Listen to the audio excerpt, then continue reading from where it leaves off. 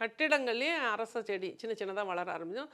அது சில இடங்கள்ல பாருங்க ரொம்ப அந்த வீட்டுக்குள்ளே யாரும் ஆள் இல்லாத வீட்டுக்கள்லாம் நிறைய அரச மரங்கள் வளர்ந்து அந்த பில்டிங்கே கிராக் ஆகிருக்கும். அரசஞ்செடிகள் இந்த மாதிரி எங்கெல்லாம் வளருதோ அது வந்து அந்த இடத்துல வந்து ஆணை பாதிக்குது அப்படிங்கிறது கன்ஃபார்மாக சொல்ல முடியும். அந்த மாதிரி நிறைய அதெல்லாம் அப்பப்போ கிளியர் பண்ணிடணும். வெட்டி எடுத்துட்டு ஒரு ஆசிட் போட்டு இது பண்ணுறதோ அந்த இடத்த பூசி சிமெண்ட் வச்சு பூசுறதோ நல்ல விஷயம். இதெல்லாம் ஒவ்வொரு பில்டிங்கும் கவனிக்கணும். இப்போ பில்டிங்ல இல்லாம நார்மலா தரையிலேயே அது பாட்டுல தரையில கூட இருந்தால் அது அரச மரம் அப்படிங்கிறது வந்து நம்ம வந்து சில விஷயங்களை வந்து நமக்கு வந்து தடைகளை உருவாக்கக்கூடியது. அது எத்தனை டிகிரியில் இருக்குங்கிறத பார்த்து எடுக்கணும். அதே மாதிரி ஆலம் விழுதுகள் வந்து ஆலஞ்செடி கூட வளர ஆரம்பிக்கும், வேப்பஞ்செடி வளர ஆரம்பிக்கும். அது குறிப்பிட்ட ஒரு ஆணோட திசையில் வந்து ஒரு வேப்ப மரம் வளருதுன்னா வேப்ப மரம் பெண் தன்மை உள்ளது. அப்போ அந்த இடத்துல ஆணோட வளர்ச்சி பாதிக்க ஆரம்பிக்கும். அதை தானாக தான் வரும். வேப்பஞ்செடிலாம் தானாக நிறைய இடங்கள்ல முளைக்க ஆரம்பிக்கும்.